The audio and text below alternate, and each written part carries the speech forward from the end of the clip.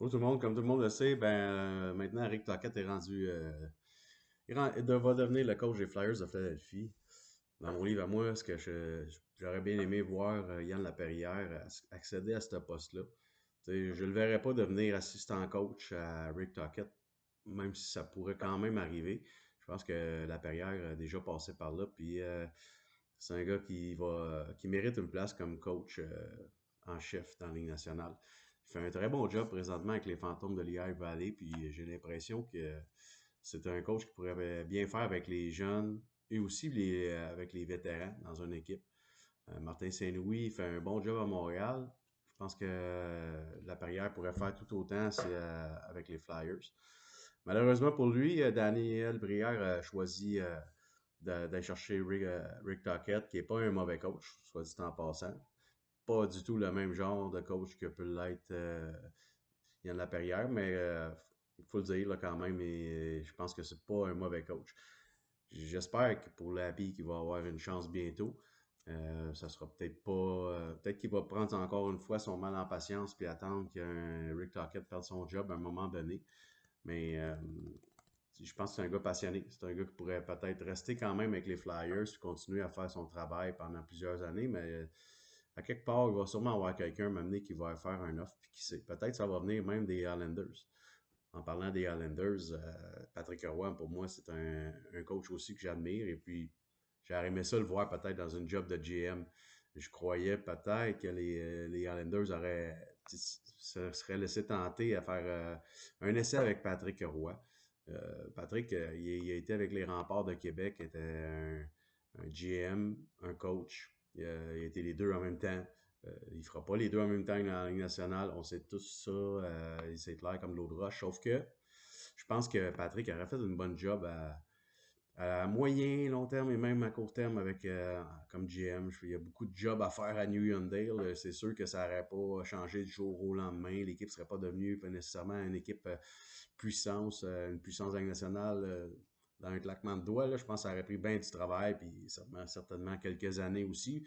Mais je pense qu'il aurait pu, dès lors, dès le début de son règne, s'il aurait été GM, mettre des bases solides, faire les échanges nécessaires et puis pour commencer sur le bon pied, en plus du premier choix qui s'en vient pour les Islanders.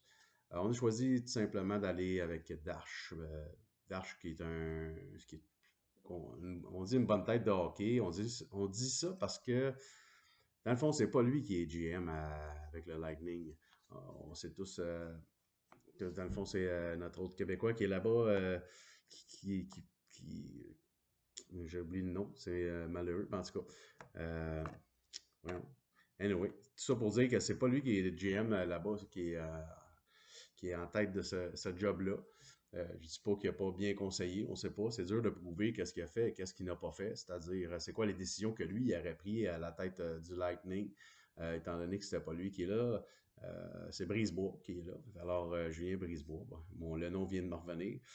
Alors, c'est dur de dire le job qu'il va faire à New Dale. Ben, c'est quand même un GM qui commence. Puis, à quelque part, il va avoir une influence assez haute au-dessus de lui, en Shanahan. Un gars ça fait longtemps qu'il était président avec le Toronto. Puis, c'est un gars qui est un caractère fort aussi dans la Ligue nationale. C'est un joueur, c'est une légende, on veut pas, Brendan Shanahan. Alors, je pense que Mathieu va quand même. Je pense qu'il a les reins assez solides pour être capable de dire son mot, mais je me demande à quel point il va falloir qu'il prenne sa place. Puis qu'entre-temps, Shanahan va l'influencer, il va influencer les décisions, puis il va y avoir une grosse partie peut-être qui va venir de Shanahan. Faut pas oublier aussi qu'il y a Patrick Roy qui est là comme coach. Ça aussi, j'ai bien hâte de voir comment ça va virer tout ça. Est-ce que Patrick va être capable de rester là, premièrement? Est-ce que Mathieu Darche et Brendan Shanahan vont décider de le garder ou passer à un autre appel? Moi, j'espère qu'il va rester. Je pense qu'il a commencé une job, puis si on lui donne les outils, on lui donne les joueurs qui vont l'aider, l'équipe à progresser, je pense qu'il peut faire une très bonne job, Patrick, 100% pour ça. Mais est-ce que Mathieu Darche, Shanahan vont laisser de la place à Patrick? Est-ce que Patrick va être tenté de s'immiscer un peu dans la conversation des choix, etc.? J'ai hâte de voir. J'ai l'impression que tout gagnerait à ce qu'il y ait vraiment une belle synergie entre ces trois bonhommes-là, puis qu'on parle ensemble, puis qu'on réussisse à trouver des terrains d'entente, mais je sais pas si ça va durer, cette affiliation-là de ces trois têtes de hockey. Euh, Moi, j'ai bien confiance, comme je disais, à Patrick Roy. J'ai confiance aussi en Shanahan. Je trouve juste que Shanahan, tu sais, il part de Toronto. Le lendemain, il est rendu avec les Islanders. Ben, écoute, c'est un changement de plan carrément. C'est pas la même équipe, c'est pas la même organisation, c'est pas le même genre de partisans, c'est pas la même culture. Il n'y a rien de ça qui est. Fait que j'ai hâte de voir l'influence qu'il va amener. Mais je pense que les trois travailleraient ensemble. Si ça se déroule bien, ouais, ça peut faire quelque chose de bon, mais ça va prendre un peu de temps quand même. Tout commence avec cet été. Qu'est-ce qu'ils vont faire avec les contrats qu'ils ont présentement? Est-ce qu'ils vont faire quelques échanges? Il y avait des rumeurs, Bo Horvat ou bien Matthew Barzal. J'ai l'impression qu'ils vont les garder. Avec le premier choix, on a quand même Romanov à la défense d'Obson. Ils ont une coupe de bas. Il y a quand même de bons défenseurs, là. Ils ont un bon gardien. L'attaque, ils ont quelques bons éléments. Ajouter à ça, peut-être des agents libres durant l'été. Nouvelle façon de faire, nouvelle culture. Quand même dans l'État de New York, je pense que ça peut intéresser certains joueurs. Ivan Demidov va passer l'été à Montréal, de ce qu'on dit, ben content. Moi, je pense que c'est un joueur qui veut s'imprégner de la culture, qui veut grandir dans l'organisation. Il a quand même été toute l'année en Russie dans son équipe avec le SKA. Je pense qu'il est arrivé ici en fin de saison, quand même assez sur le tard, participer aux séries à première ronde. Fait que ça faisait pas une éternité qui est arrivé. Je pense que le fait de rester ici, profiter dans le fond, de toutes les installations du Canadien à Brassard, Montréal, Laval, euh, puis de connaître un peu l'environnement, de pratiquer peut-être avec des joueurs qui vont rester aussi à Montréal. Euh, je pense que tout ça, ça va faire du bien. Demidov a besoin, selon moi, d'ajouter de la charpente, de la musculation, devenir encore plus fort des jambes, continuer de travailler pour euh, sur tout le reste, mais c'est un talent pur, puis qui est quand même très bien développé, mais je pense qu'il y a encore de place à amélioration, puis je ne sais pas qu'est-ce qu'il va devenir Demidov au final, mais j'ai l'impression que peut-être que je parle à travers mon chapeau ou je parle trop vite, là, mais je pense qu'un gars comme Datsuk, là, s'il devient ce genre-là, on va être très très heureux, mais je crois que c'est possible. On verra. Euh, on- les Panthers, sont-ils construits pour les séries, eux autres? Ah ouais. Moi, je suis un fan des Kachuk, autant de Brady que de Matthew. Matthew Tkachuk, il a du chien à le nez. Oui, comme tout joueur de ce genre-là, des fois, il dépasse un peu les bornes, mais je regarde les séries, là. C'est un genre de joueur qu'on aurait voulu à Montréal, ça c'est certain. Brady, on a eu la chance, on ne l'a pas choisi. Bon, on peut revenir là-dessus. Je pourrais en parler longtemps. Moi, Brady, je le voyais dans ma soupe au repêchage cette année-là. Je l'avais vu au championnat mondial junior en décembre. Un match à l'extérieur, un match incroyable. Euh, Brady nous avait montré tout son caractère avec le chandail des États-Unis sur le dos. Avait été dominant, avait été cocky, avait été vraiment ce qu'on voyait de son père. Et puis moi, ça m'avait convaincu à ce moment-là. Puis écoute, je pense que c'est arrêté un bon choix pour Montréal. Mais c'est pas ça qui est arrivé. On a choisi Kotkaniemi qui est maintenant avec en finale, justement, en demi-finale, je devrais dire, contre les Panthers et le frère de Brady. Tout bad pour eux autres, mais les Hurricanes ne sont pas de taille. Je regardais le match hier, le match 3, la troisième période. C'est 1-1. Je peux dire que les Panthers se sont mis à compter un but, puis un autre, puis un autre. C'était impressionnant de voir. Puis ce qui a été très drôle là-dedans, c'est à chaque fois que les Hurricanes pensaient peut-être avoir une chance de donner un tempo, avoir une chance de monter, bang! Là, les Panthers les ont mis tout de suite à terre. L'instinct tueur, là, les Panthers, non. Puis après ça, un autre but, un autre but, un autre but. C'est rendu à 5 buts en troisième période. Ça finit, c'était 6-1, puis Caroline a été en marqué un. Ça finit 6-2, mais on peut voir, puis que les Panthers sont beaucoup plus forts que la Caroline dans leur style de jeu, dans ce qu'ils apportent durant les séries. Ouais, c'est beau à voir, c'est le fun. Ça fait que moi, mon opinion, puis je peux me tromper parce que les Oilers ont une très bonne équipe, mais je pense que les Stars vont jouer contre les Panthers. Puis écoute, ça va être une finale à regarder et à commenter. Crosby, échangé peut-être? Ouais. J'ai un gros doute là-dessus. Je pense que je ne suis pas tout seul qui pense que ça arrivera probablement pas. Beaucoup pensent que disent, c'est-à-dire que si jamais il était échangé, ça serait à Montréal. Parce que Crosby, si tout le temps, ben, aurait aimé jouer plutôt, pas tout le temps, je sais pas, là, jouer pour le Canadien. Ben voyons, on verra. Mais qu'est-ce que ça pourrait coûter? Est-ce que je serais prête, moi, si je serais management du Canadien, je serais prête à payer pour Crosby puis donner plusieurs jeunes espoirs, c'est-à-dire puis des choix de repêchage. Si on parle du repêchage de cette année, le Canadien a 16e, 17e choix. OK, peut-être. Ça pourrait être inclus dans un échange pour Crosby. Je le ferais probablement. Mais là, si on parle des jeunes joueurs, qui c'est qu'on laisserait aller? Qui c'est que Pittsburgh voudrait, premièrement? Tu sais, les autres ils vont exiger des joueurs que probablement on ne voudra pas se débarrasser. Fait que, rendu là, je pense pas que je ferais le move. Mais, tu sais, c'est si on veut jouer, qu'on va mettre un sac plein de joueurs avec des choix, puis toutes des affaires qu'on veut pas, là, ou qu'on pense qu'ils feront pas grand-chose à Montréal, je pense pas que les Pingouins vont accepter ça, eux autres non plus, de leur bord. Là, la quantité pour une qualité en Crosby, même s'il y a quelques années, avec tout ce qu'il a fait là-bas, puis les autres qui essayent de reconstruire à quelque part sur un reset où on ne sait pas trop. Ben, moi, je pense qu'ils Crosby, ils vont pas. Ils vont vouloir plus que ça, là. Fait que ce qu'ils vont demander, moi, je le paierai pas. Tu sais, veut dire, en partant un Michael H. Est-ce que je le mettrais là-dedans avec deux choix de repêchage, puis je sais pas quoi pour Sidney Crosby? J'adore Crosby, mais il reste pas gros d'années. Michael H. commence sa carrière, il est encore dans les rangs universitaires. On ne sait pas qu'est-ce qu'il va nous donner dans les nationale, mais j'ai quand même un bel espoir qui va faire quelque chose de très bien avec le Canadien. Qui sait, peut-être un gars de deuxième trio, qu'il soit au centre ou à l'aile. Moi, je pense qu'il y a une belle vitesse, il y a un tir solide. C'est un gars qui est capable de faire des belles feintes. Moi, je le garderais. C'est un gars qui veut jouer à Montréal aussi. C'est un gars du coin. On sait toute l'histoire avec son père et tout. Fait que, non, moi, Michael H, ça serait un gars que je vais garder. Tu vas jouer dans les autres espoirs qu'on a. Renbacker. Ben, Renbacker, pour le moment, moi, je ne l'ai pas encore tant regardé à Laval. Je l'ai vu ici et là. Je peux pas dire que je suis tant impressionné pour le moment, mais on sait qu'il y a du potentiel. Puis, je me fie à ce que le monde dit. À certains, Renbacker, ça va être notre meilleur défenseur selon eux. Moi, je le vois pas, ça encore, là, mais quand tu as un doute comme ça, tu es aussi bien garder tes joueurs.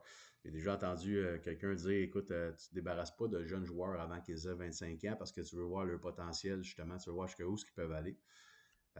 Fait que ça peut être un gros risque des fois d'échanger ces joueurs-là. On sait tous qu'il y a des joueurs, des fois, c'est le caractère qui se place avec le temps. On sait que des fois, c'est la maturité. On sait que des fois, c'est le talent qui n'est pas fini d'être développé. On fait juste regarder les frères Jacky, par exemple, c'est des jeunes joueurs qui se développent très bien. Certains vont dire, bon, dans le fond, notre défenseur c'est pas vraiment développé cette année. Harbour a eu de la misère.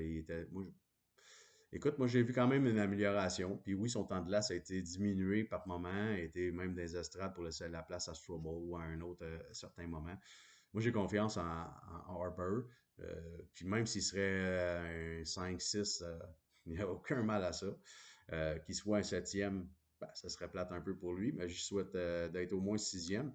Mais tu sais, moi, je pense que c'est un genre de caractère qu'il faut garder dans notre équipe. Puis avec son frère Florian, qui se développe très bien, mais il n'est pas rendu encore à la Ligue nationale, mais un jour, il va y arriver. Puis quand il va y arriver, ben, s'il se développe, la façon qu'il se développe là, ce que le gros pas qu'il a fait cette année, même le pas qu'il a fait dans le junior avant, tu sais, ce sont des gars qui semblent bien assimiler puis se développer vraiment à un rythme spectaculaire, tu sais. Fait que non, moi, ces gars-là, je ne les touche pas. Mais tu sais, c'est tout ça pour dire qu'il y a un paquet de jeunes que je ne toucherai pas présentement, que c'est des projets encore que je suis intéressé. Oui, tu vas me parler d'un Farrell, par exemple. C'est correct, Farrell, go, bye. Pas de problème avec ça. Même s'il devient meilleur, puis qu'il devient un gars de la Ligue nationale, puis qu'il se mettrait à marquer des buts, il reste un joueur de petite stature quand même. Ça m'étonnerait qu'il se rende là, qu'il devienne ce type de joueur-là de toute façon, mais c'est un jeune de stature plus petite. On a déjà Caulfield que je n'échangerai pas en partant, que je garderai dans mon équipe. On a Hudson qui nous a montré une saison incroyable que tu sais, je n'échangerai pas non plus, on garderait dans notre équipe. Déjà avec ces deux joueurs-là, qui sont de petite stature, on a besoin de les entourer avec des joueurs plus gros, des gars de talent, des gars physiques. Puis je pense que ben, c'est ça. Farrell, par exemple, moi, je vois pas de place pour lui un jour à Montréal nécessairement. Tu sais, on peut en nommer un paquet qu'on enverrait à Pittsburgh pour Crosby, par exemple, mais la réalité là-dedans, c'est qu'eux autres, ils en veulent dessus, ces joueurs-là. Puis oui, nos choix 16-17, ils voudraient peut-être, mais il faut que tu mettes un peu de garniture, de la viande autour de l'os, comme on dit. Fait que, puis moi, j'ai aucun mal non plus qu'on garde ces choix-là, puis qu'on les repêche, nos joueurs, nos espoirs. C'est 16-17, là, c'est pas le début, les 10 premiers choix, là, mais c'est quand même des joueurs qui peuvent. Il y a des gars qui, des fois, qui peuvent glisser là. Il y en a qui peuvent surprendre. Les Canadiens ont leur liste, ils savent qu'est-ce qu'ils veulent repêcher, puis il y a des chances que certains de ces joueurs-là soient là, puis c'est à eux autres de choisir, de voir si ça vaut le coup. En passant, Ken Hughes et puis Gordon, moi j'ai vraiment confiance en ces deux bonhommes-là. Je pense qu'ils nous emmènent vraiment dans une bonne direction. Il semble, c'est deux gars, deux têtes de hockey, mais deux têtes aussi de repêchage. Ils sont bien entourés aussi avec Nick Burboff et les autres recruteurs qu'ils ont. Alors, j'ai confiance en eux autres, puis je les laisserai faire le choix. S'ils sentent que, écoute, on échange ces choix-là, puis on va chercher un attaquant, un joueur de centre, ou on va chercher un défenseur droitier, ou je sais pas. On a donné deux choix, on essaie d'avancer dans le draft, ou bien on recule du draft, puis on va aller d'un 20e choix, puis on va repêcher quand même les joueurs qu'on pense qu'ils vont rester rendus là. Ils feront bien ce qu'ils pensent, ce qu'ils veulent. J'ai confiance en leur move à date. Ils nous prouvent pas mal ce qu'ils font, ça fonctionne. Fait qu'on continue de même. Je voulais finir avec une histoire que j'ai vue cette semaine sur Twitter. Puis j'ai trouvé ça, moi quand je l'ai lu sur Twitter, j'ai trouvé ça un peu, ben, j'ai trouvé ça curieux quand même, là.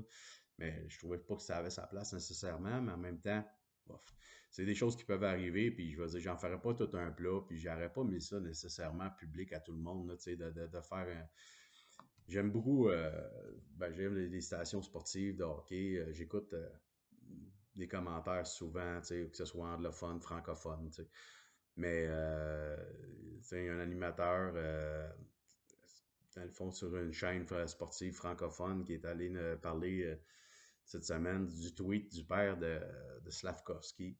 Tout simplement, le père de Slavkovski il répondait à quelqu'un qui est allé dire un commentaire sur son garçon. Il parlait de Slav, comme de quoi que, il était pas blessé, puis il n'est pas allé au championnat mondial, puis que Crosby, lui, après tout, est allé là-bas, puis il joue comme un chien, puis il travaille fort, puis Slavkovski, c'est pas donné à peine d'y aller. Bon. Son père, à Slav, il a répondu comme de quoi, écoute, j'aimerais ça que tu me dises, j'aimerais ça te rencontrer, je viens souvent à Montréal, puis j'aimerais ça que tu me le dises en pleine face. T'sais. Ça veut dire ce que ça veut dire, on comprend ce que ça veut dire, on comprend qu'il aimerait ça le rencontrer, puis sûrement pas pour lui faire une accolade. Là.